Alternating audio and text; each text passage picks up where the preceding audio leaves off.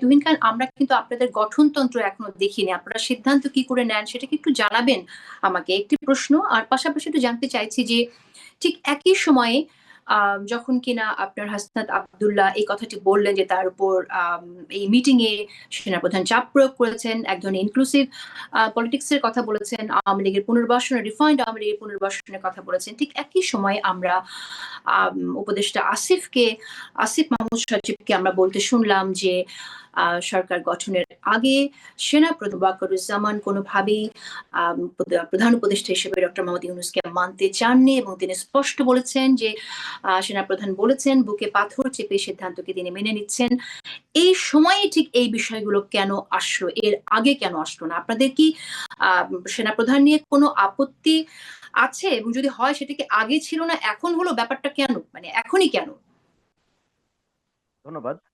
আমাদের আসলে এখনো আমাদের গঠনতন্ত্র, দলীয় গঠনতন্ত্রের কাজ চলছে।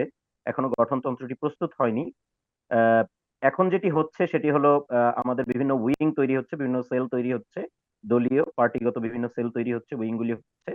আর ডিসিশন মেকিং এর জায়গায় আমাদের যেই কোর কমিটি আছে তারা ডিসিশন নিচ্ছে, সাধারণ মিটিং গুলি হচ্ছে, এবং প্রত্যেকটা ডেকোরামের যারা আছেন, আহ্বায়ক, সদস্য সচিব, সমন্বয়ক, তারপরে আপনার এই যে ডেকোরাম গুলি আছে, সমন্বয়ক দক্ষিণ, সমন্বয়ক সংগঠক দক্ষিণ, সংগঠক উত্তর,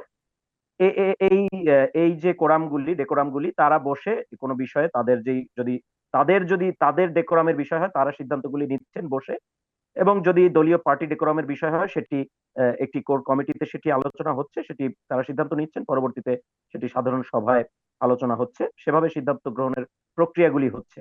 কিন্তু দেখেন, ইম্পর্টেন্ট ব্যাপার হলো যে কিছু কিছু ব্যাপার যেগুলি হচ্ছে, যেমন ধরা যাক যে ঘটনাগুলো, হাসনাতের সাম্প্রতিক এই ঘটনাগুলো নিয়ে আপনাদের দলীয় ফোরামে কোনো আলোচনা হয়েছে কিনা?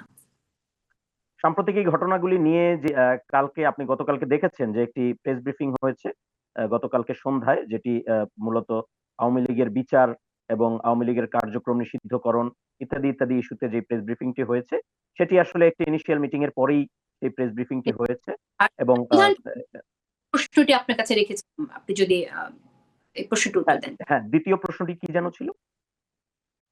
সেনা প্রধান প্রসঙ্গে আমি জানতে চেয়েছিলাম আপনাদের আচ্ছা আচ্ছা, অবস্থা। হ্যাঁ হ্যাঁ হ্যাঁ হ্যাঁ হ্যাঁ তিনি হ্যাঁ প্রত্যেক হ্যাঁ সময় যে হ্যাঁ। মন্তব্য করছেন, এটা ৭ মাস পরে কেন, শুরুতে কেন আপনারা করেননি এই ঘটনা? যদি এটা তো গুরুতর একটা ব্যাপার যে প্রধান উপদেষ্টা হিসেবে যিনি দায়িত্ব নিয়েছেন তাকে তিনি মানতে চাননি, এই ব্যাপারটা এতদিন পরে যদি আপনারা এটা গোপনই করে থাকেন তাহলে এতদিন পরে এটা সামনে কেন আসলো?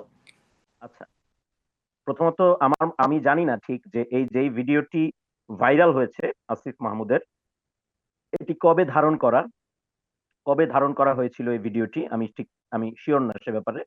এবং এটি যে ক্লিপটি পরবর্তীতে হাসনাত আব্দুল্লাহ তার পেজ থেকে শেয়ার করেন সেটি আমি দেখেছি।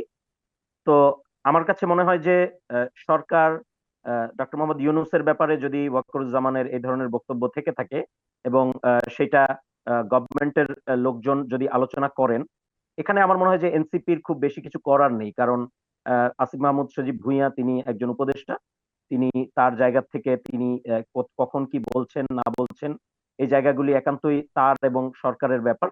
এনসিপি এই জায়গায় আমার কাছে মনে হয় যে এই যে এখানে যে ব্যাপারটা আসলো, মানে হাসনাত পোস্ট দিলেন, তারপরে তিনি আবার এই ভিডিও ক্লিপটি শেয়ার করলেন, এখানে আমার মনে হয় যে গভর্নমেন্টের তরফ থেকেই এটি বক্তব্যটা আসলে বেটার হয়। কারণ ডক্টর মোহাম্মদ ইউনূসও তো এটার সাথে টু সাম এক্সটেন্ট জড়িত বলতে আমি বোঝাচ্ছি যে ওনার আলোচনাটাই তো এসেছে এখানে, যে ওয়াকারুজ্জামানের ওনার ব্যাপারে এক ধরনের কি বলা যায় ডিসএগ্রিমেন্ট ছিল।